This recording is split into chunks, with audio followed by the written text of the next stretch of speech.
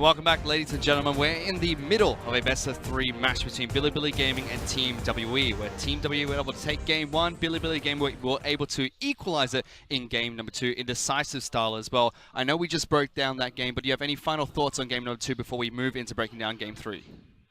That was fast. That was a fast game. I didn't expect it to be fast. I was just kind of relaxing a little bit just because it was an Azir matchup, blah, blah, blah.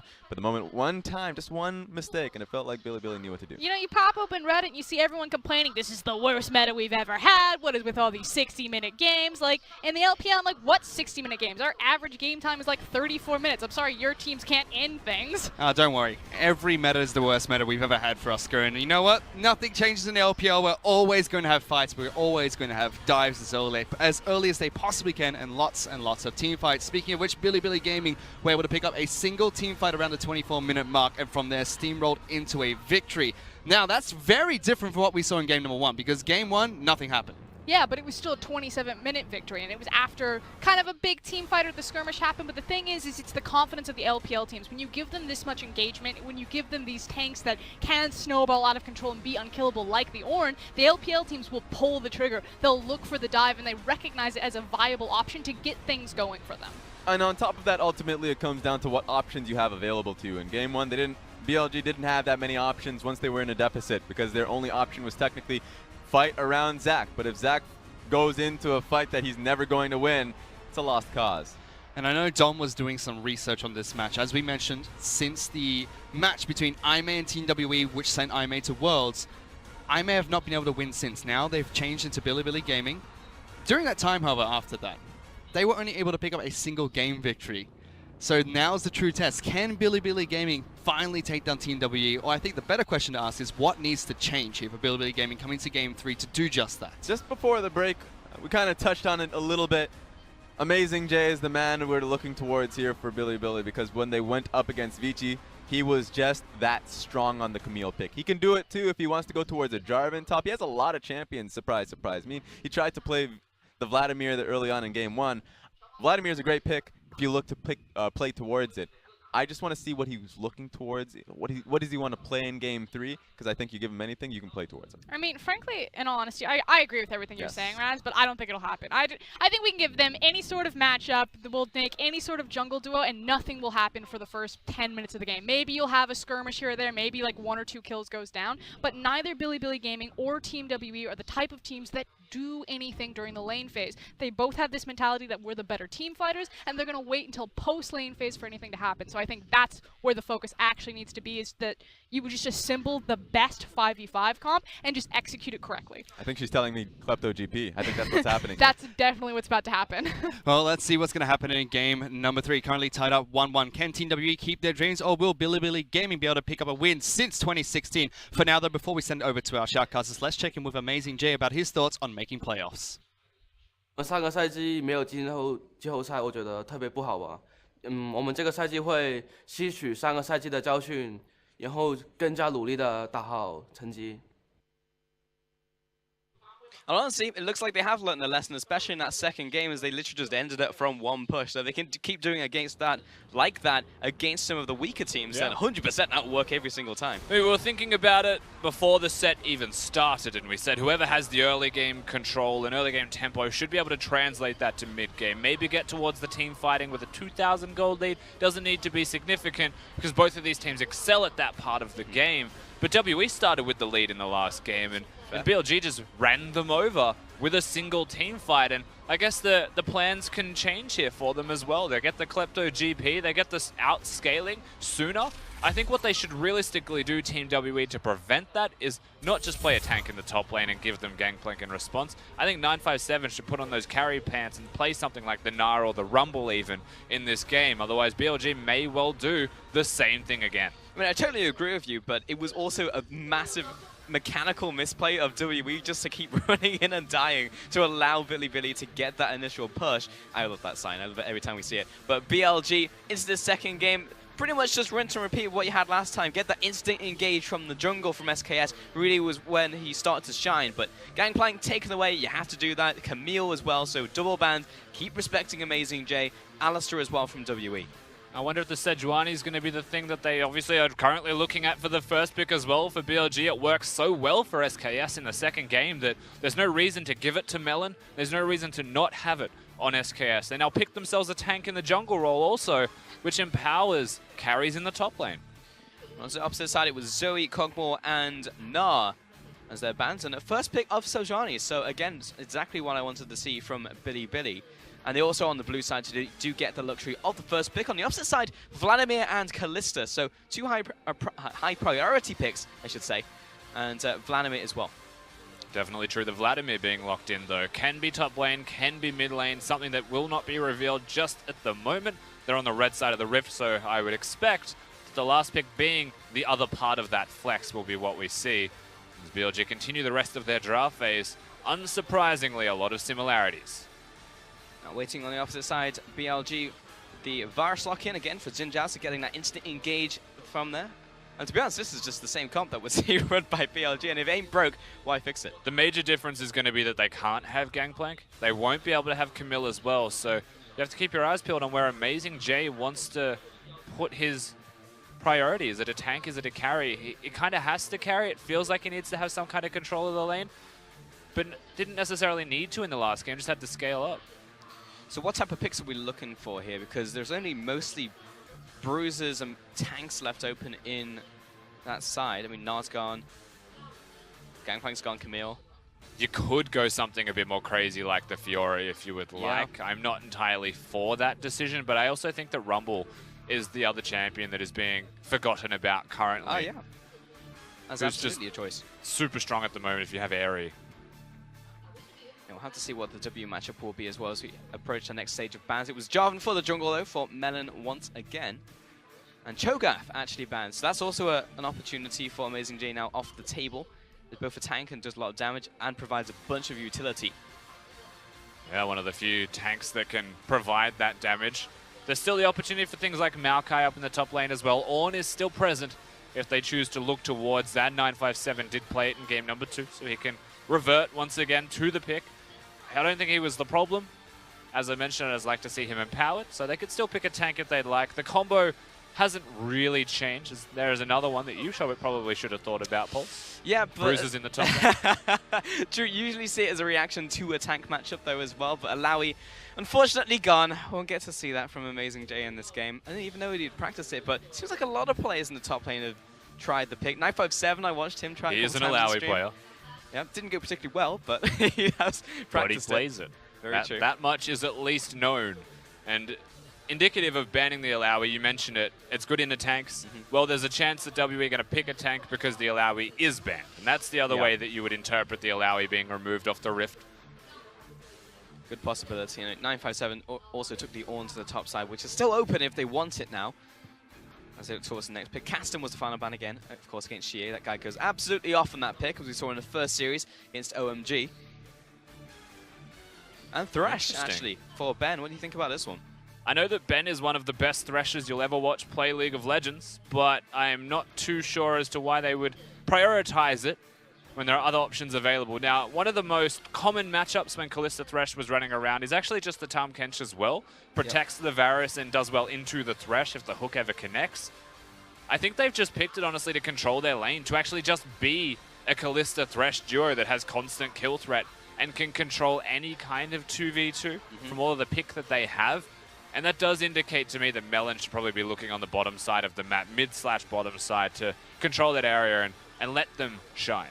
What is your opinion then, the fact that BLG just picked up Braum instead of Tahm Kench? Seems like Tahm Kench would be a great pick there to deny some of the hooks coming through from Ben. Yeah, I do think that Tahm Kench may have been a better option. When you look at the whole composition of Team WE, you can't really stop a Jarvan from ulting, but you can stop the damage as Tahm Kench, whereas you can't necessarily stop all of these things as Braum. It'll still be decent. It's still a big tank, and the important part is that Kalista won't be able to do as much damage. Whether it's a top lane Vlad or a mid lane Vlad is to be determined, and he'll probably block whatever spells come out of the mid laner Braum, just because most of them are skill shots of some kind. But WE have options to counteract that fact, and they also get the counter for mid. It will indeed. Ornn will go to the top side, and it's Mazahar finally shows his face. Not on the ban list, and also finally picked as the final one for Xie into the mid lane, playing into Azir. And Jarvan will go into the jungle there as well, as we just get the final bit of swap-ups. But yeah, we'd have a fair bit of team fighting from both teams, which is no real surprise. But more importantly, we have Engage from BLG. Yeah, we do. We have a bit more early game as well from WE responding to what they've seen with the Varus being thrown about. If Melon and Mystic actually remember to swap their champions. And they're not too busy doing their runes. We'll see what happens. There we go. You're right. There's a lot of team fighting. Both top laners actually currently have Ignite as well, so there is a very real chance that it's a double unsealed spellbook top lane matchup, and the way that Amazing J believes you should play against the Vladimir, and I don't disagree with him, is start Ignite yourself, play aggressively yourself, and try and control that with kill threat. It does mean he has to go unsealed spellbook though. Sure, but even if you have kill threat there, that's something good. Get the Ignite down early, can't heal as much. Beat him in the 1v1 trade. Exactly, and that means that instead of having something like a Grasp of the Undying or an Aftershock or whatever you want it to be as an Ornn, you do commit to Unsealed Spellbook, which gives you the benefits of the secondary tree being resolved regardless of that fact. So you still get the extra HP and a bit of extra attack speed, I believe it is in this case, but you actually just get extra cooldowns. You get to have the Ignite, you get to have lane pressure that the other Keystone would have compensated for. Should be better in the top side for that matchup. Now in the mid lane, actually get to see the Malzahar play into the Azir, so two of those picks in the big top four right now of the mid laners. Yeah, and Malzahar was also picked into the Azir, so Xie with the counter once again. WE being on the red side 2 games in a row as well. Letting Xie shine. Every time WE wins a game, he seems to get that MVP. He has been stepping up to the plate with Melon in the stead of Condi. 957 also has an opportunity this time to do some carry. Yeah, Melon has been doing well, but occasionally he will still get caught out. To be fair, last time it was from a random Janna just appearing, flash igniting, and then hitting him with the W. But you do also have to be aware that that will happen. The one that really got me was the game-winning fight where he flanked as Janna to hit the Jarvan. Flash tornado, yeah. Are you kidding me?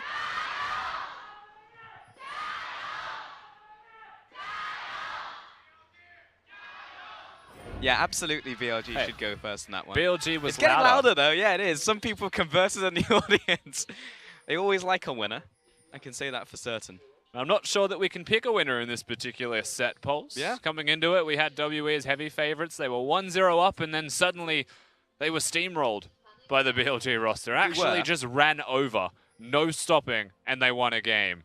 Now, coming into the third, I mean, it's always a possibility. I am still inclined to say that WE, well, not only the favorites in this game, but most likely to pick up this second game because it was off a very big mistake. And it was an ongoing mistake for like 2.5 minutes where they kept on dying, but it was a mechanical misplay because otherwise they should have won that game. They had the advantage. They were doing the WE thing where it was airtight play, unable to really get into that defense from WE were BLG. So if they do that again, then great. But it's actually that one time, that one opportunity that was opened up was the one that proved to be fatal. Yeah, that's true. WE have just started their training regime once again, though. So they're not in best form. They are still fighting to get there, Mystic said in the interview. So we'll see if the mistakes continue to happen. Because, yes, I think WE in their best form won't make those mistakes, won't give those opportunities over to the BLG roster. In this set, I don't actually think that that is the case. I think that WE may still make mistakes, and the question is more so, can BLG compensate for that? And Melon, ooh, the cheesy level 2 gank into the bottom lane. We said it was a possibility. It's a Thresh Kalista, and they ticked over to 2 first. It doesn't look like the gank will happen. Melon will have to go back towards his blue buff, presumably, and continue the rest of his clear, but in a Thresh Kalista lane, the fact that they win is already good. The fact they have lane control is already a big positive. You can accelerate that with a single kill, with summoner spells even just being blasted out of the way by a Jarvan appearing there suddenly. Yeah, it was 100% just worth the shot there. Meanwhile, SKS will be taking his red buff. He's in the battle to death currently. He does have smite, so he's absolutely fine. And then we'll see if he actually looks towards Crab now, or whether he walks towards the mid lane. So that is a reset. The red buff. That feels bad. Uh-oh. And he'll have to go back to base now as well, so that's a massive delay on his jungle clear. That's a bit of a disaster. Yeah, absolutely. I think he wanted that extra auto attack because he was kiting away so he could get the fleet footwork there in the jungle on Sejuani, but he went for a full clear top side. He kited, wasn't healthy. Yeah, he kited too far away to not take damage from the red buff. He was trying to maximize his health, but if he was going to recall after the red, then he didn't need to do that, especially at the end of the red buff's life. Yeah. So I feel like he was going to go from red to Raptors and wanted to maximize his HP, and instead, he just recalled. because he didn't do the red. So that slows him down by quite a lot when you look at jungle clear speed. Level and experience that he has as well, he's just level 3, whereas Melon's already halfway to 4. Yeah, Melon, to be fair, won't know this is happening, so it's not something that W can exploit currently. But at some point, he's going to see that SKS is down in levels against him. I think Scribe's Bloom did spot Melon there. Yeah, he's going to have to jump over the wall with his flag drag combo. Yep, SKS aggressively going forwards to try and prevent any action in the middle lane, but you're right in terms of not being able to exploit it immediately, but Melon getting a Scuttle Crab's extra gold into the pockets of the Jarvan, and every time you can get a Scuttle, not just for vision, but for that extra gold, it's a big win as a jungler, and you'll take that for Melon in the bottom lane, especially after he wasted some time looking to cheese down in the bottom lane at level 2, and it still feels like they're close to even. There's actually no real advantage anywhere on the map currently. I'm looking towards top side as well. Amazing J and a 957, as you said, Rusty, to take the Unsealed Spellbook, both of them. There was a flash in the middle lane though, Paul, so as far as control goes, Athena is handling Xie quite well. Is indeed. He was also getting that poke down there as well. So Xie, after burn that, now he's burning the TP to get back into lane. He's also taking Unsealed Spellbook. So small bit of advantage there for BLG, especially if SKS wants to look for a gank towards that mid lane. Let's get that one down. Yeah, for what it's worth, pushing him out of lane, Athena was just kind of doing as expected with the heal as a summoner spell advantage, but still good poke nonetheless to make it work. Mystic might get stunned. And jumps out of the way. Good little dash there from Rhodes. So everyone pretty much just farming. So we are looking towards now the mid game when the fights start erupting, because as Frost was saying on the analyst desk, we don't really expect to see anything in the first 10 minutes of the game, especially from these two teams. When they go for these compositions, they're just going to farm it out.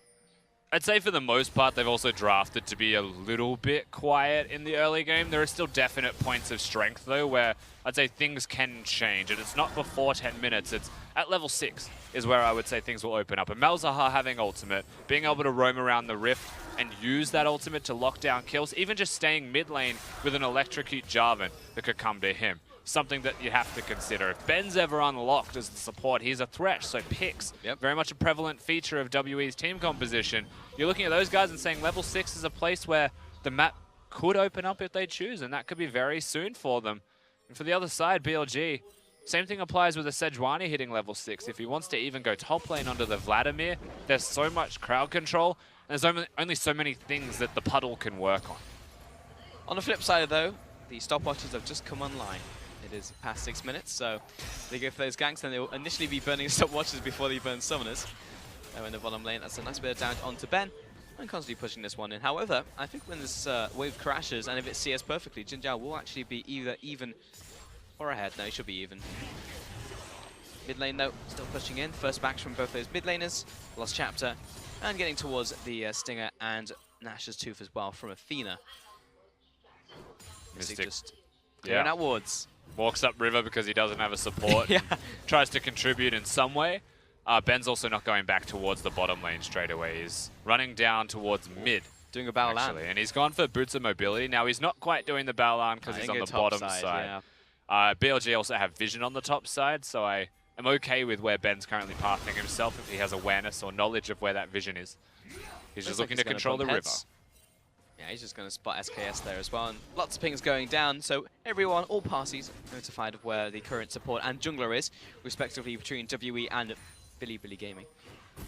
Top lane, amazingly just be farming it out. Basically, even the farm maze is like a wave behind, but nothing really to write home about.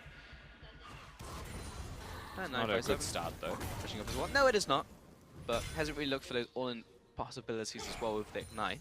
And it's just super calm, really, so Vladimir having control of the lane's nice to have, and you have to wonder, that was a flash from Road. This could be big. There's a flash away from Mystic, very much needed. Ben has his own flash, but would rather not use it, though SKS does get the stun down with the ultimate being burned. Road, Ben flashes away right into the blast cone, back into the bottom side. That was super aggressive from BLG. I like the fact that they've gone for that. SKS used the ultimate, and they forced both flashes out of the bottom lane of Team WE as the end result. And at the end of the day, whilst it doesn't result in kills, it does result in some pressure for the BLG 2v2 as the wave crashes. The threat of a dive is very real. Athena's even coming down, actually. Teleports almost instantaneous from both of the top laners. Ben stepping up now, knows it has the support, but it's a 3 versus 4 big minion wave here. So we'll get some damage on top of this tower, but won't be able to stick around for the demolish. Hook comes out, doesn't connect. And even Melon came down, but it will mean free damage and free farm for 957 in the top side. Yeah, amusingly, at the end of this, the dive never happened, and BLG weren't able to take the opportunity. Sejuani doesn't have ult. Ornn's ulting, Amazing though. Jay, double knock-up on this one. Neither of them have flash. Mystic drops low. Good heal coming up, but Ben, he's within kill range. Mystic, and Ben may drop here. Ben is the sacrificial lamb, though he's attacking Road. Blocks the tower aggro, and the ultimate Chains of Corruption for the kill. The chains to pick it up. GA is currently looking towards Jin Zhao as well. I don't know if he's going to be able to get him, because Road is the real target. Oh, he knows. Winter's Bite gets him with the Malefic Visions. That's going to go onto a minion, but in comes Athena. Goes into the perfect timing, and he pops back out. Can he get the kill onto Jin Zhao? He's actually opting to run away. There's another Malefic Visions, but the stopwatch once more will survive. Just kidding. Dragon Strike to the back of the head in from Melon. Now he's out of mana, out of a flash, out of everything, but he's got a stopwatch as well, and now BLG will finish him off. They're just delaying the inevitable. Stop using the stopwatches, WE. They're already over. BLG push bottom lane. They come back a second time as the wave crashes, another minion wave, and then they go to threaten the structures. But this fight has been so long, so protracted that they're back. The bottom lane of WE have already returned to defend their structure. So I actually don't know if that was worth for BLG, because yes, they got the kills, but Vladimir just spent the entire time taking the turret. It's worth it for everywhere that isn't top lane for BLG, because we get to see the replay again. Nice little secure here onto Ben. Mystic tries his absolute hardest to run away, and Jin Zhao ticks 6, I believe, from the kill. Immediately levels it up, and then ults to secure Mystic. It looks stylish, but it was actually necessary. Yep. Very much needed. Was not in range for those auto attacks, but now I am looking towards 957 because he did the top laner thing. He sat on his island, he farmed up, he consolidated resources. Now he's got 100 farm to 73 in the form of Ornn, and he cut the tower, which is 650 gold. So the guy is absolutely gigantic right now. He is very fed. And you have to hope that WE, right now they're doing the Infernal Drake completely uncontested by BLG as well. That's just a back timers advantage that they have. You have to expect that the Vladimir will actually rotate around the Rift now. Will start to impact everywhere because he is strong, he is influential, and this factor should actually help either the Malzahar, which again has kill threat, except for the QSS of Athena. I think he should go bottom. I think he should actually wait for teleport 957. He'll have it slightly before Amazing J. There is a wave where there is a window of opportunity to make the play. And they haven't changed their lanes up, BLG. WE. They haven't actually put Mystic and Ben to the top side of the map if they want Vladimir to take turrets. They actually want to rotate the Vladimir down. Yeah, and he has the opportunity to do so. He's got the Frost Queen's claim completed, and Athena's Codex as well. Does a lot of damage, so I'm expecting to see a potential engage by him. There's also a ward just behind that Baron pit that could be used as a teleport ward. SKS is actually waiting around the bottom side. It's pretty smart considering that 957, they see the option for him to come into the bottom side. I feel like everybody knows that everyone is here right now, and it's a stalemate. And SKS is going to opt out of the fight. Melon pretends that he opted out, but really it was a double up. He's back. They think he's out, but is he really? Both junglers have spent also a lot of time down here. So sat in their respective bushes, waiting for something to happen. Well, I mean, ultimately, 957, whilst he hasn't influenced anywhere, is still doing well in the top side of the map. He is at a massive point of power, has the advantage, and is continuing to push that advantage into the next structure, into the top lane. Sure. As the ultimate just needs to get towards the lantern, but he can't. He was knocked up, stunned, CC'd, everything, and the kitchen sink thrown to lock him down. No chance to get out alive, and BLG, they will pick up that turret that just rewards for the play they made earlier. It was patient from SKS. You'd almost call it foolish if it didn't work out, but it did. 5-2. Got the way pushing in the mid lane as well, and the creeps from Xie will actually take the first couple tower shots. Should definitely be able to take this tower, unless there is a contest from BLG. Only Athena is here right now. 957 was also threatening on the flank, so Melon feels safe on that side of the rift, and he is going to be perfectly fine. Mystic being dead is the ultimate problem. If BLG rotate, if they try and bring everybody to the area to defend it, they can actually defend it, just because it's a 4v5. Yeah, Brom just shows his face. So actually, maybe not. But the tower is now very low, so either a Herald or another push from WE will knock it over, and BLG very much have to be aware of that fact now. I also like, just to quickly point out as well, Athena, he's gone for Presence of Mind, Precision Tree, which again you'd expect as Azir to have the precision tree, but besides the alacrity, which gives the attack speed, he's gone for presence of mind as the secondary. It means that he can build something like a Nash's Tooth into straight AP. And against a Malzahar, where you can't afford to get any kind of mana regeneration item, you need to buy a QSS. I quite like the decision here to go into that tree to compensate for a bit of extra mana regeneration, especially in team fights. Yeah, it's nice. Doesn't need to itemize into it himself necessarily, and actually the headbutt just dodged out of the way of the hook there as the teleports come down. It's a double teleport. Now Amazing J is not in a great place right now. Meta Grasp will lock him in place. 957 as well, turns up, and the Ignite came down. Down goes top laner of Amazing J. So it will be the tower over to WE. Likewise in top side, Road and Jinjiao will give it their old try. It was clean from WE with the dive on the bottom side, and it's a nice movement and trade from them, but realistically, I feel like that was a forced trade, knowing that BLG are going to be on the top side of the map, knowing they're going to push down the top lane outer turret. They've also moved now towards the Herald, so they're going for more than one objective to try and come out on top overall. However, WE have started to rotate. It looks like, however, top lane is a higher priority than the Herald. I'm just trying to figure out what they're doing right now, because it was blue trinketed, so they know 100% SKS is on it. Yeah, they just Melon opted walked out over of and all was of it. like, actually, no, we won't try and contest it. Walk towards top side. They weren't going to push the inner tower anyway, and top tower was already down, so WE just kind of let it all go. And Mystic's still visible on the bottom side of the map. He's taking the outer turret. SKS, very smart, immediately places down the Herald and summons it. And BLG threatening the mid lane. Varus Ultimate is the engage tool. If they follow that up, they can get kills or they can threaten the turret. It's a large chunk of the tower taken away. Unsure if they'll be able to get it on this push, however. Malin is off to the side. He'll rejoin the team shortly. And that will be the push there from Biibili. But it has evened up the health totals on both mid lane outers, which is really the big point of contention that we've seen. Inferno's also up in just over a minute from now. And they're staying around, threatening still on this mid lane outer structure. Vladimir and Malzahar have to hang out together to prevent this tower from falling. It feels like this means WE wants to fight, but BLG are going in first. Yeah, BLG are the ones who want to initiate the fight. Tosses over the old bowler there from SKS. We'll get the stun down onto Ben, but it's not followed up upon by BLG because the tower wasn't down yet. They don't need to do anything, BLG. The top lane is pushing in and hitting the structure right now. 957 isn't farming it. He's staying around in the middle lane, so that's a lot of wasted gold, wasted resources that WE are just not getting. And sooner or later, this turret falls. WE just incrementally losing more and more.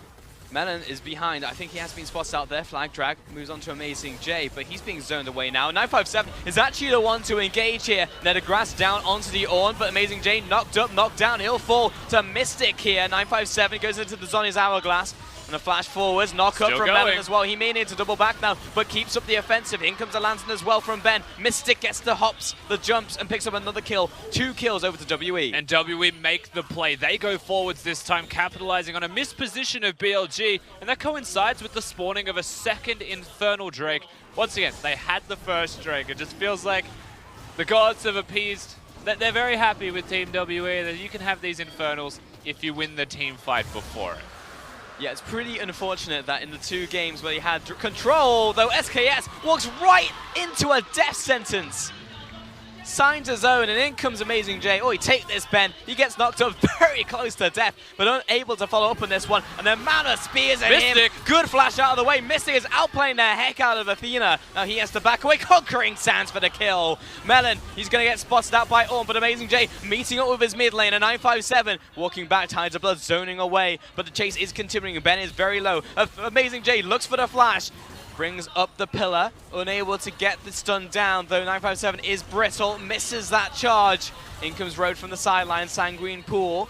Road, what else has he got in the back? Concrete Sands, last auto attack. Athena gets the kill. The slow connected from Ornn, and that was all Athena needed. He's ramping up on this Azir to be very large, and ultimately the trade feels close to even. Whilst a very disjointed fight overall, lots of skirmishes back and forth, not a single 5v5 to be seen.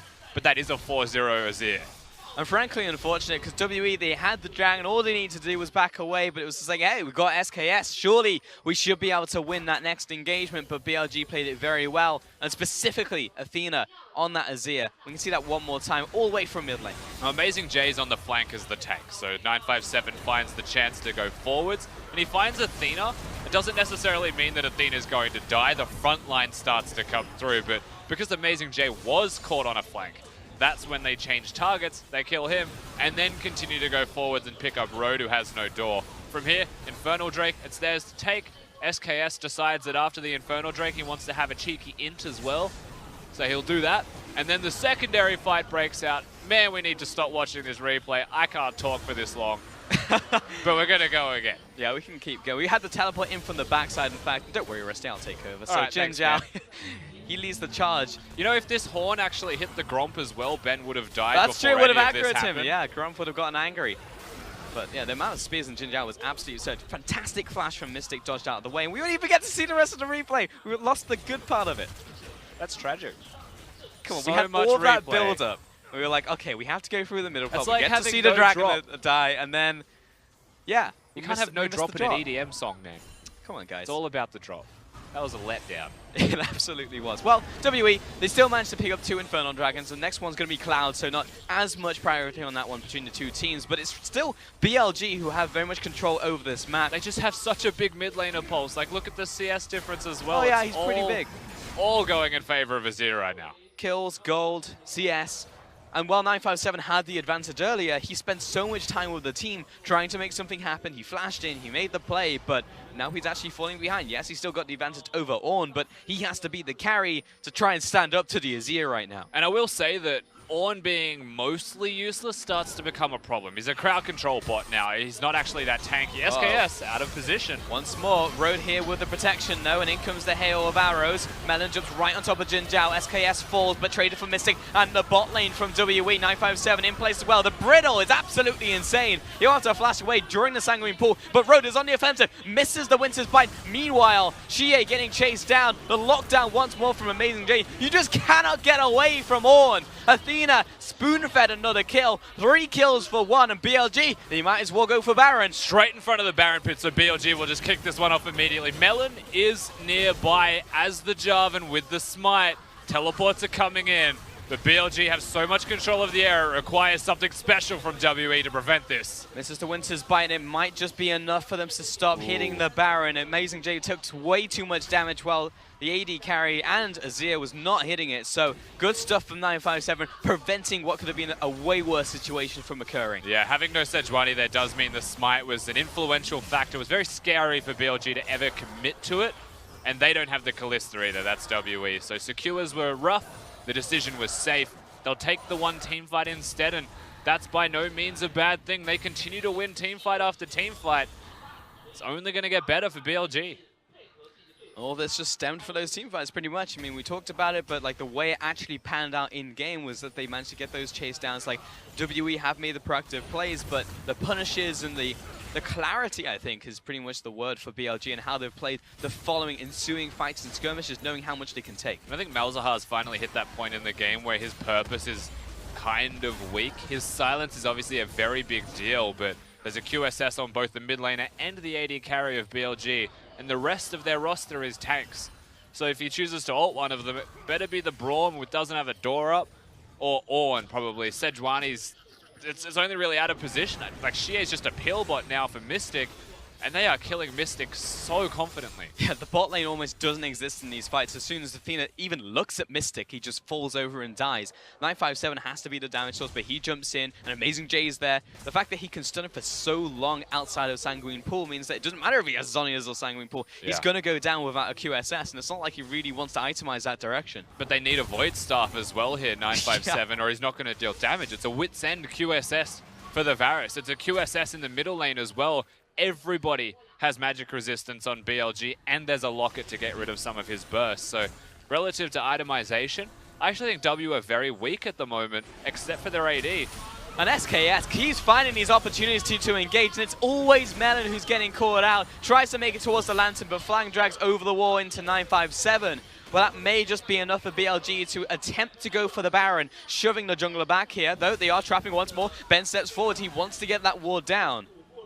It was well done from BLG to generate another pick. Well, not a full kill this time. The Lantern was actually a bait. BLG moved over to it to try and prevent him from getting the Lantern. He actually just flag dragged over the wall.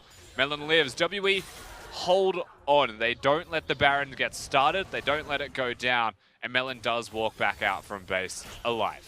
But I do feel like now, Rusty, we are starting to see WWE get exploited against a better team without, firstly, their full roster, and B, the fact that they are starting the split not on perfect competitive form, and this is the problems that kind of arise. You actually hit the nail on the head at the start of the game. You felt like they were still going to make those mistakes. They will still make those problems that can be exploited by BLG. That's pretty much exactly how this game has played out. Yeah, weirdly enough, you need a good team to capitalize on it, right? If someone is out of form and makes a mistake, you still need to be that person that catches the ball when they drop it. And it does feel like in Game 2 and in this one, BLG are catching it more and more, and they're starting to warm up to the set. They've got momentum now. They've got control of the Rift. They are super tanky. They've got the itemization advantage, except for the Void stuff that's now just done, but that's only 957 that has it. I feel like they can team fight. They can pick. They can do the objectives. They have the vision. It's just on them to try and make that next step, make that next big play, and it's all around the Baron. While he doesn't have the impressive KDA, I feel like SKS has been a major part of how BLG have been winning this game. Like 0, 2, and 4, yes, but he's starting the fights that need to happen, and then the lead on, the follow-up from Athena has been getting him the kills. And if he gets the MVP, tragic, because yes, he's been doing very well, but SKS has been setting up this entire game for them. I mean, ultimately, SKS has been doing his job extremely well, as has Jin Zhao on the Varus. So between both members of the team that will initiate, that will start the picks off, they're doing very well. Athena is 5-0 and is playing the Azir very well himself. So you still have to give credit to the mid laner of BLG, but you are right. SKS has been setting it up and he's just been knocking it down. Yep. Very much in stark contrast to Game 1, and again, I keep giving you props, Rusty, but you keep being right. So, like, the Zac was a problem in Game 1, and as soon as he picked up the Sejuani, the fact he got blue side 2 times in a row, were able to first pick the Sejuani, was good stuff for them. Now, I am looking towards the bottom lane because Xie has that teleport, Amazing J has the same, but it's now an opportunity for SKS to look for another ultimate. I'm willing to pretend that one didn't happen in light of the fact that his last ones were very good. Yeah. Every time he misses them, it's always into a wall, so. He has got something against those walls in particular. Sees champions and walls as the same thing, pretty much. Who for them need to die. Yeah. You know, they look very similar when it's just a giant, unmovable object. Look, he knows what to do, and that's engage. Okay. But Dragon's been started off by She. Is Cloud's pretty much just trying to get this one out of the way, to be honest. Amazing J's not going to contest it. He's just going to slowly push the bottom wave. They have completely committed, though, WE, to putting Malzahar on the bottom side of the map to work with the Ornn. And I think that's just because 957 is team fight ready, where Xie will still do a lot of damage to Amazing J. He's gone for a Locket and a more supportive style of build for the top lane Ornn. I believe that's even a Righteous Glory next for him. So it's all about crowd control. He's acknowledged that fact, but if WE pull him to a side lane, if they actually pull him down there, Athena can't switch to teleport, he's running heal. They might be able to 1-3-1 their way, or just 1-4 and have a mismatch through the Ornn. And again, Chie has resumed position. He actually hasn't gone back, though, because he's pretty much out of mana, but we'll get a little bit back via the Doran's ring. And as we're left with visions, now we'll go back to base. And Amazing J will go back down there and meet the minion wave. But looking at some of the itemization as well. So AD carry only 2 big items for the side of Mystic, 2.5 for Jin Zhao. Both of them having to pick up the Quicksilver Sash, as I say that. That's going to another completed item from Mystic in the form of Mercurial Scimitar. Very good to have. The QSS is nice, but also just having the extra lifesteal. 2 lifesteal items now for Mystic. It's one of those things where if he's allowed to freely hit for an entire fight, you know it's going to hurt. You know he's going to stay very high in the health department. So you need to burst him straight away. And that's on Athena, actually, to do most of that. It has to be the Azir or Jin Zhao even being in range. But Jin Zhao hasn't gone for the highest DPS build. He's gone for a half tankier route with a Wit's End in there as a second item instead. And then maybe a Phantom Dance? No, it'd be Hurricane. There you go.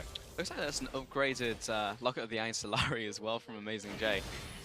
I'm still not sure it's like gold efficient to do that. I'm pretty sure you're just meant to go for your next item before you go, because it's like a 1000s upgrade and it's extra stats, but it's mainly slot efficient. Yeah, it's it really depends on what the item is as well. Some give extra health, and for 1,000 gold, the amount of health may feel beneficial. It really depends on what the Locket upgrades into, which I'm currently Googling. But also the next item as well, if that one includes health, but it looks like he's going towards Righteous Glory, so I don't know, man. Just gone for that one regardless. It looks cool. At the very least, mid lane, Mystic has been caught out, but in comes said Ornn.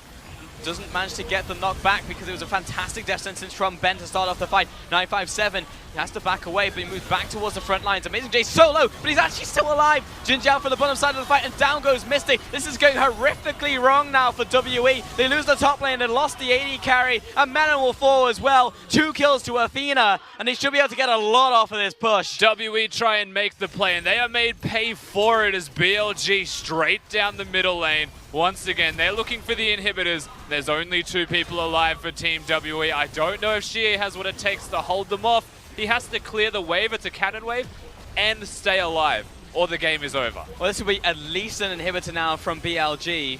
In comes a swarm of minions. They'll probably back up from here, but with their posturing, it looks like they might go for another. No, they definitely considered it. Yeah, there was the fact they were moving behind the inhibitor. I was like, maybe we can take this tower, but with multiple members below half health and the Baron being available, you don't want to have those recalls to the point where they'll just let the Baron go. But it was the initial pick on Mystic to start this one off. Yeah, they tried to pick up Mystic super early into the piece. Now he's got a lot of life still in the QSS, so he will survive. Again, nice hook from Ben to stop the rest of Amazing J's ultimate. And then things start to turn around from this position. Like maybe it's actually good for Team WE, but then you realize that Jin Jiao's full health, Athena's full health. In fact, the only people they chunked were tanks, and the tanks don't matter as much when there's 3 of them there.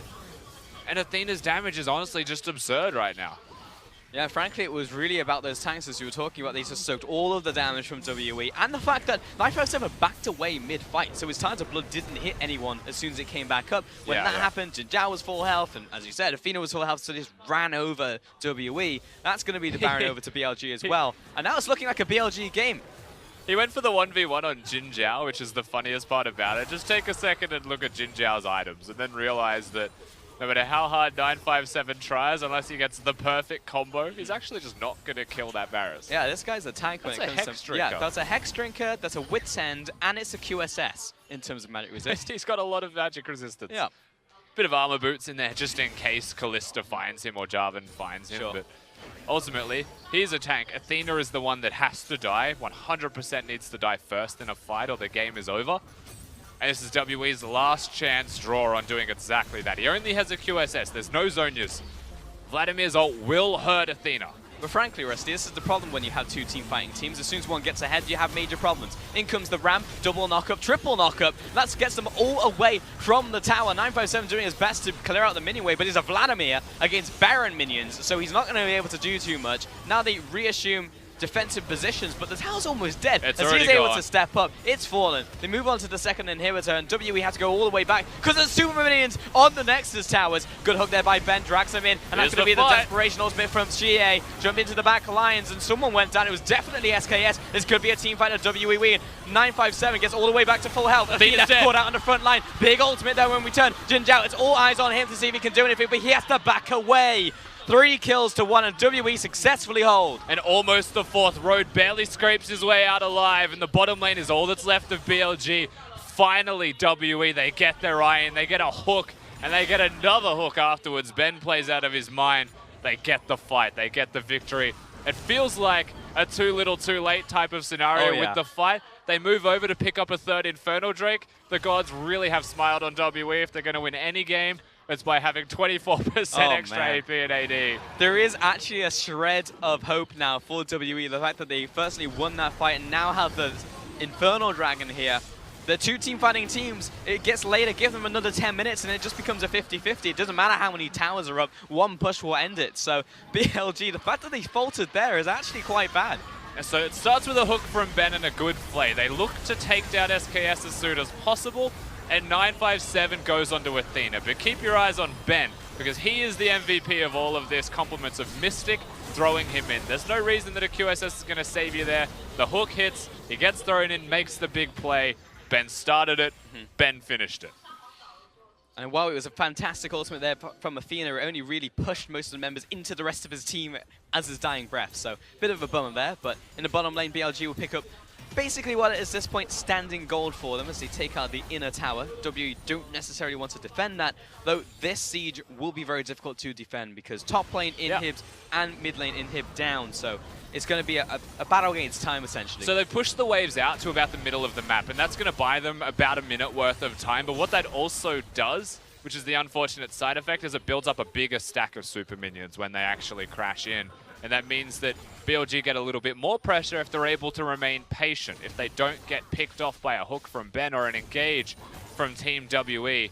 There's also no flash on 957, who is super important to get into the back line. So WE's engage is there for everyone else. The spells are there for everyone else. But 957 needs it in some capacity.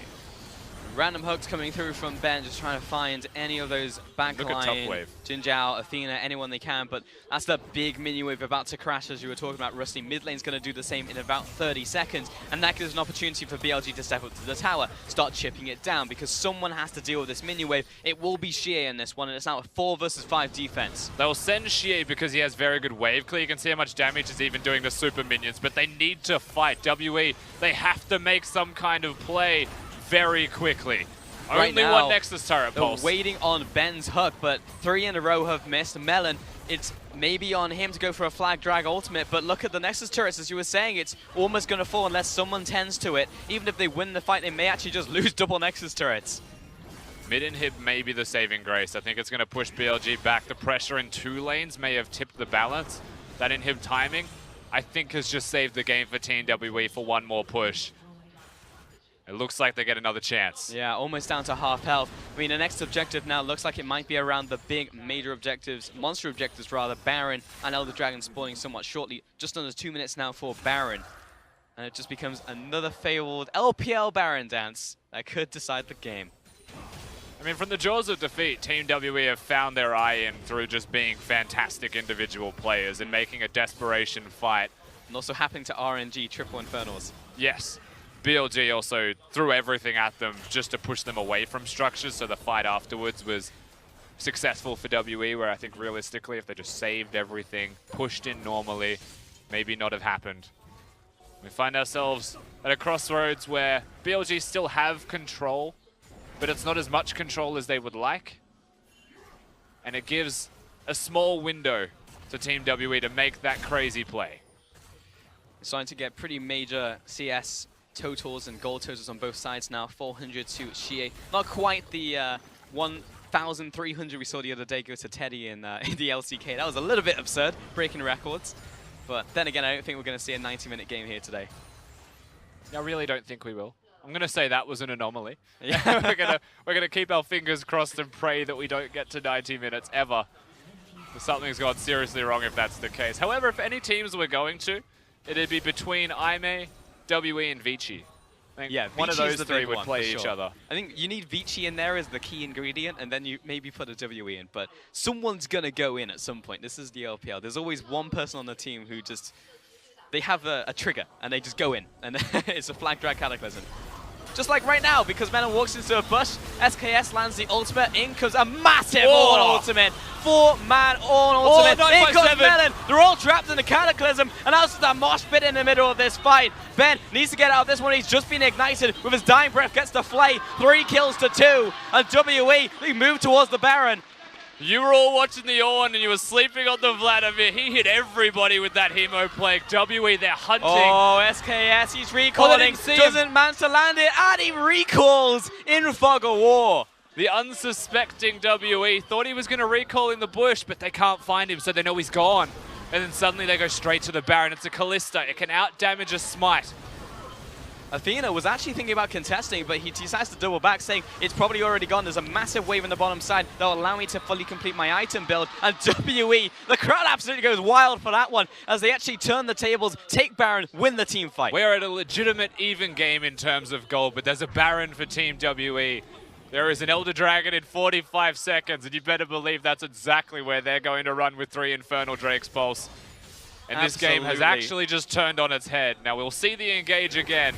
They get a pick on the Melon, but he has the Lantern thrown there and good awareness to pick it up. But watch 957. After this, you're all watching that, you're like, damn. But look how many people are hit by the Hemo Plague. In the Cataclysm as well, so he couldn't even get out.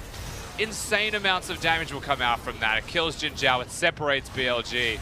MVP performances from individual members of WE is what's shifting the tides of this game. Even after Amazing Jade knocks them all up with Ornn. MVP face check from Melon to start off the fight. Walks in there and is like, we've got him. But now he's too tanky because he's actually built up tank stats.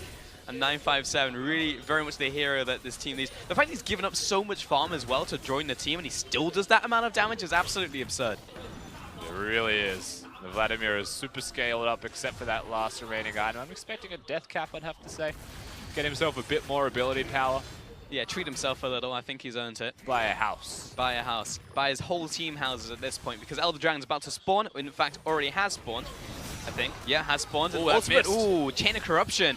Gone there. Melon might use this opportunity. Oops, Good on. up by Ben. In comes Call of the Forge God. Let's see where it goes. Knock up onto Kalista, but that's not exactly what they wanted. Someone's dropping low within there. Is it Melon who's going to fall right here? Athena completely shreds him, but it's 957 on the chase. SKS very low, and he trades his life for the support. It's good for BLG as long as they can back away. However, they're all critical health. They actually back towards the Elder Dragon. Exactly, and Kalista will still outdeal the damage of any kind of smite if you get enough stacks in it.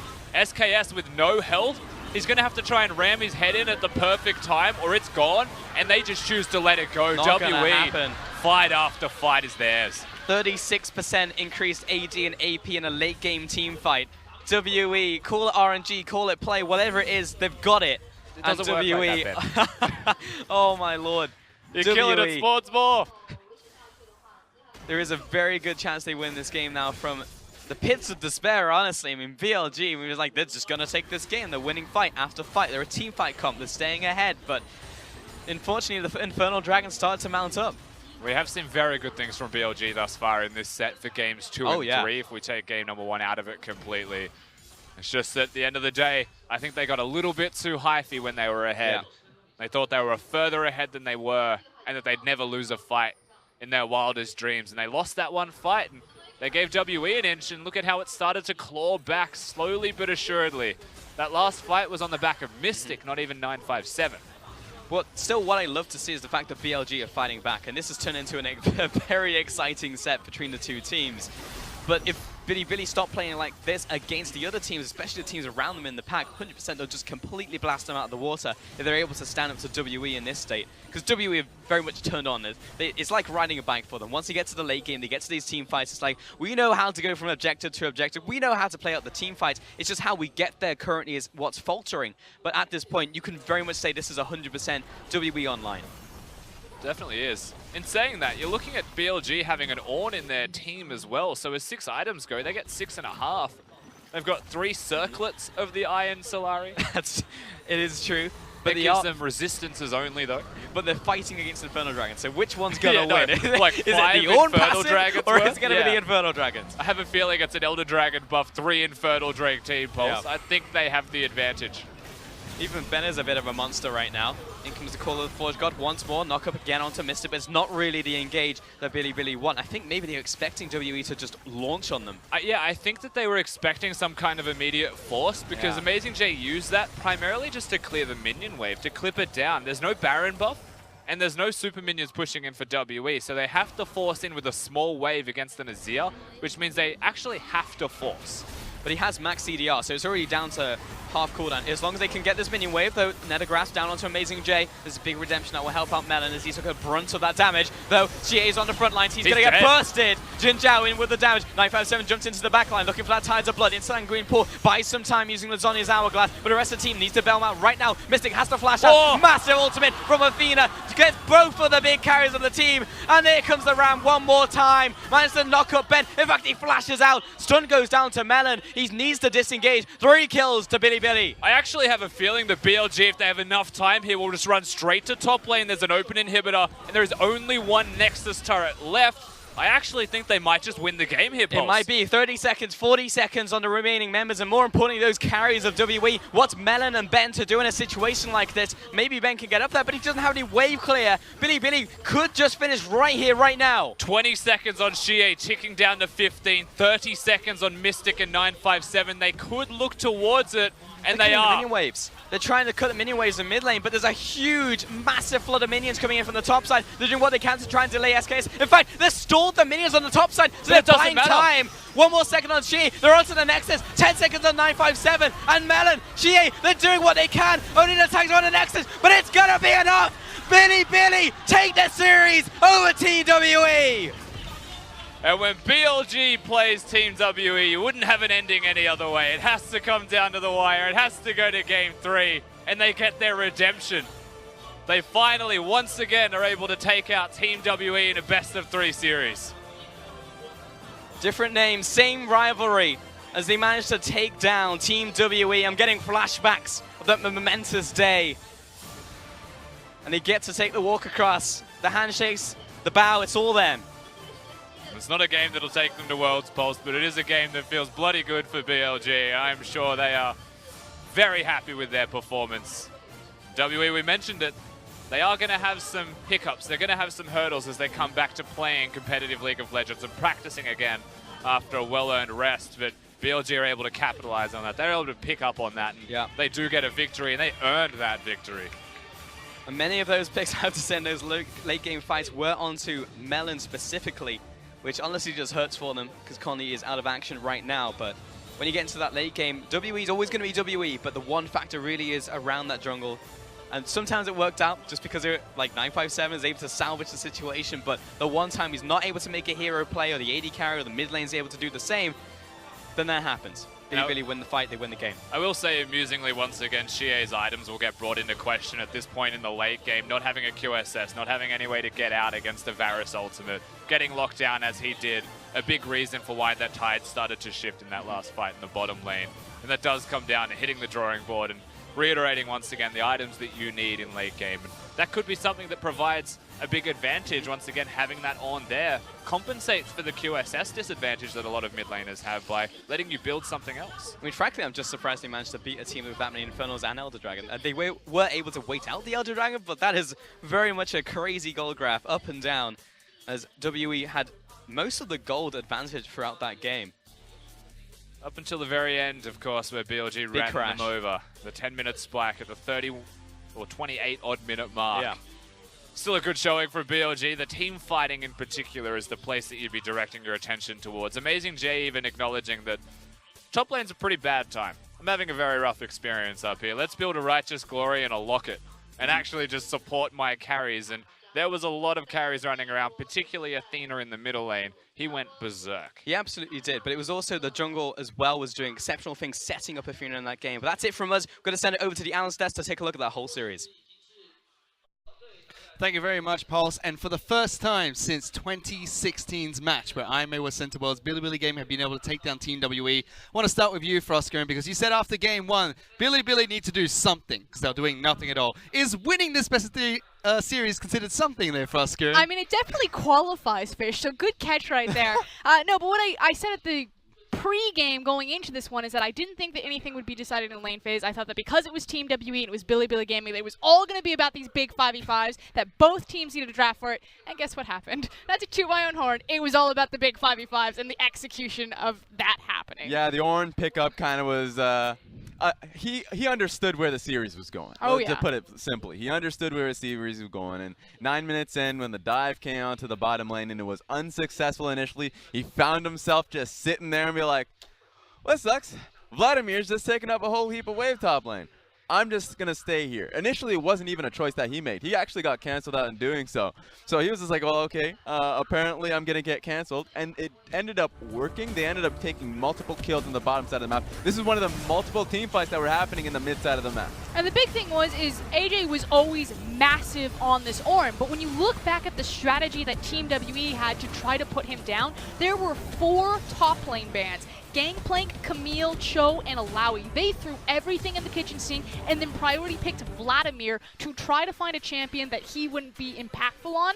And even then, they don't even give him man of the match. And the man of the match brought to you by Azir is going over towards Athena this time round, Raz. But that is the big thing, that when they put all of this emphasis on trying to keep AJ down and he still finds successful team fights, it means that no one is looking out for Athena and he's able to consistently get Azir back to back. Yeah, 41% of the damage, of course, for his team. That's massive, and that's honestly what was the tail of the tape for this series for me, even though a lot of my eyes were on Amazing J, what he would be able to offer for this series. It was first, counter the Azir. Maybe you get yourself the Xerath pick. It didn't work out going to game 2 and 3, and Amazing J was able to protect the Azir in a lot of these team fights, and you saw so much damage coming through from Athena. And as much as Amazing J played fantastically, we have to take a look at the final team fight because it was a fantastic play from Athena that turned things around. Yeah, it was the big swoop-de-doop, as I like to call it, where Athena just balls to the wall, decided that, no, we are not losing today.